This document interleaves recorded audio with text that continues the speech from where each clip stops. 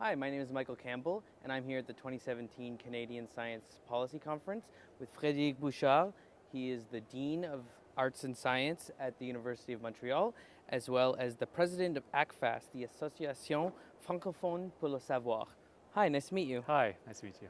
So, to start, why don't you tell us a little bit about ACFAS, why it's important, and how it bridges society and science together?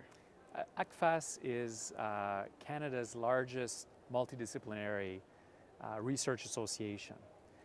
Many countries in earlier 20th century built these organizations. You've got the AAAS in the United States, but you had similar associations in France, in Great Britain, in Russia, that tried to get together researchers from all fields to promote the importance of research in society. ACFAS was formed in 1923 in Quebec, and it's, if you will, French Canada's answer to these international organizations. And it has researchers from philosophy to quantum physics, and it meets every year somewhere in Quebec. We've got a big meeting with 5,000 people in all fields to talk about their research results, but also to promote the importance of promoting research for everybody, for everyone. And this is how we try to bridge science and society. We've got multiple activities that try to give researchers communication tools so they can better communicate their passion for science and research, and the role that research and knowledge should have in society. Sounds really useful. Can you give an example of a type of activity you would give someone? We have this competition where we do a partnership with NSERC, and it's this competition where we ask researchers to take pictures or modelizations of their research, but that are beautiful, to show that you can find beauty in art. So it's called La Preuve par l'image, and you can see it on the ACFAS website or on the NSERC website. And this is something that ACFAS started to basically show that research is beautiful and can move you. And we try to train researchers to not only see the beauty in their research, because they already see it, but that to share that beauty so people can get excited and passionate about science and research. So that's one example, but we've got other activities where we developed an adaptation of 3-minute thesis. It's called Ma thèse en 180 secondes, and we train PhD students, and there are competitions across, actually universities across Canada, to train PhD students to describe their PhD thesis in 180 seconds in a way that is approachable to the lay public. So that really helps them build their elevator pitch for their That's thesis. right, the elevator pitch, but also just understand that communication is about understanding the needs and constraints of the person you're interacting with. So when you're talking about your research, you shouldn't say it's complicated, right? If somebody, let's say you're at the Christmas party and your uncle says, well, what is your PhD about? And if you start by saying it's complicated, what you're inadvertently saying is, it's not interesting, I can't describe it, and you won't find it interesting. That's a horrible reflex. So ACFAS, one of many activities, is giving tools to researchers so they have a better answer to the question, what is your work on? Wow, that sounds really useful. So what do you see as the role of scientific expertise in democratic society and public decisions? Do we place too much or too little value in such expertise? The democracy in general, so when you think about why is democracy valued, it's not so everybody can be happy, right? It's not so everybody can get their time in power. It's because we think that by getting together more people to make informed decisions, we'll get better outcomes. So ultimately, this is I'm a philosopher of science by training. So to me, democracy is a way of developing better decisions through better knowledge. In democracies, the better knowledge is gotten by getting more people involved in the decisions. Scientific expertise is part of that better knowledge equation, right? So if you think that democracies are there because better decisions are taken if more vantage points are taken into account. Then you value knowledge in the decision-making process. Well, what is one of the best sources of knowledge is expertise that stems from research developed in academic settings. So scientific expertise, I try to go beyond the word scientific expertise, because a lot of academic experts are not scientists per se, but it's the role of knowledge in informed decisions. And expertise is one of the very reliable ways of developing knowledge and sharing knowledge in a way that can better inform our decisions. What interested you in that theme? I got into philosophy in general because you start realizing that appearances or first contact with a question often get dismissed when you start scratching at it. Philosophy of science is philosophy, but investigating how science works.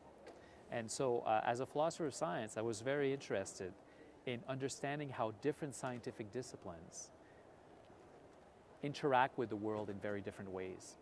A mathematician is interested in proofs, whereas many biologists are interested in collecting empirical data in the natural world. They're both called sciences. So how are they similar and how are they different? This is what a philosopher of science is interested in, and that gets you into the question. That got me into the question of scientific expertise, because then people on the outside of the academic world call upon experts. Who do they call upon? What do they expect of them? Are they satisfied or not when they give the answers that they're able to give? So I started from philosophy to an interest in philosophy of science, and my interest in contrasting how different disciplines see the world differently and how their methods differ. That got me into thinking about, well, how is, let's say, a climate expert different from an economics expert or different from a legal expert? So thinking about expertise and the various ways in which we understand knowledge production and sharing. That's interesting. So your research focuses on the theoretical foundations of evolutionary biology and ecology, as well as on the relationship between science and society. Could you break down those for the rest of us? Many years ago, I got interested in evolutionary theory, and looking at philosophy of science and in specifically evolutionary theory, I was interested in how biologists define and measure evolutionary fitness. So when we say that evolution is the survival of the fittest, well, the question that should be asked is the fittest what, right?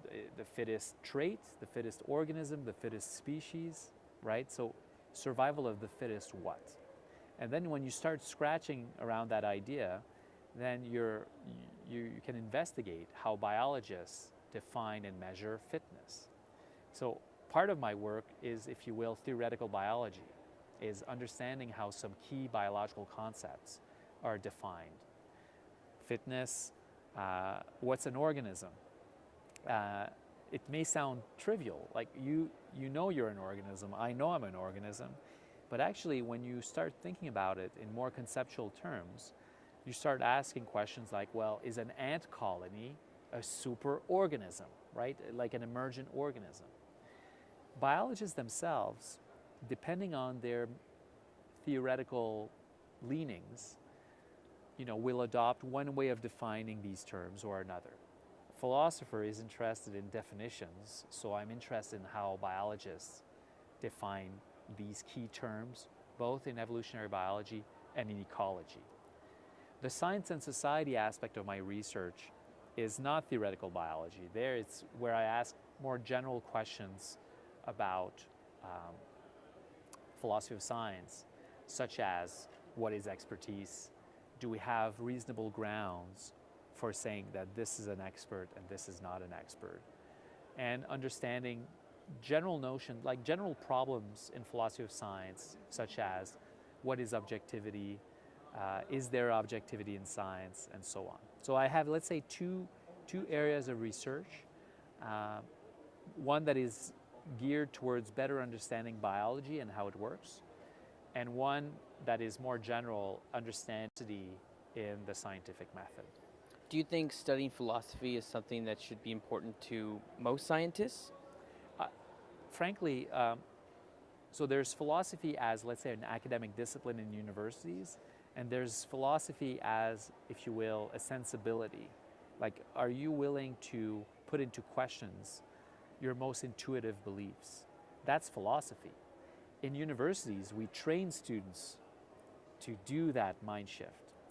But a lot of very smart scientists do it on their own. I think to become a great scientist, you have to put into question your most assured beliefs. And that's philosophy. So I don't think you can be a great scientist without being a bit of a philosopher, at least once in a while.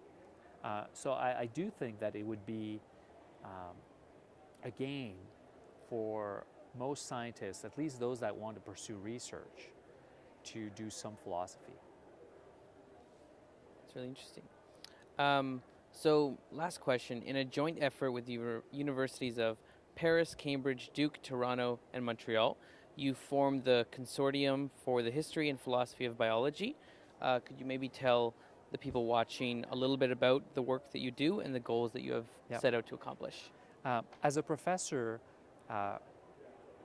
and with my colleagues professors, we were looking for ways to offer better training opportunities for our graduate students in history and philosophy of biology. So amongst a group of friends from Cambridge, l'Université de Paris 1, l'Université de Montréal, l'Université de Toronto, University of Toronto, sorry, and Duke University, basically we formed this group where we organize a workshop every year or so, where our graduate students can present their findings in a relatively low-key event. That group of universities holds a lot of top-notch talent in philosophy of biology. So we wanted to offer our students an opportunity to try out their conference materials or their research findings on experts, but that are a group of friends, so we could offer feedback in a kind of a non-stressful context. So the aim of the consortium for the history and philosophy of biology, of which Université de Montréal, University of Montreal is a member, was really to offer an opportunity to our graduate students to mature as researchers in a non-confrontational, non-stressful environment. So once a year we hold a workshop where our graduate students present and they have comments from stars from Cambridge or Paris or Toronto or Duke, and conversely. And we change setting at every event. So it's been in Montreal a couple of times, been at Duke a couple of times, at Toronto a couple of times, and we just rove around that group. And we're now a bunch of friends, and our graduate students have pursued joint PhDs or postdocs in other participating institutions. So it's like a testing ground for incubated ideas. Yeah, it's let's call it a philosophy of biology incubator. Okay. Right on. Why don't you tell the folks at home where they can find out about you and all the different associations you work with?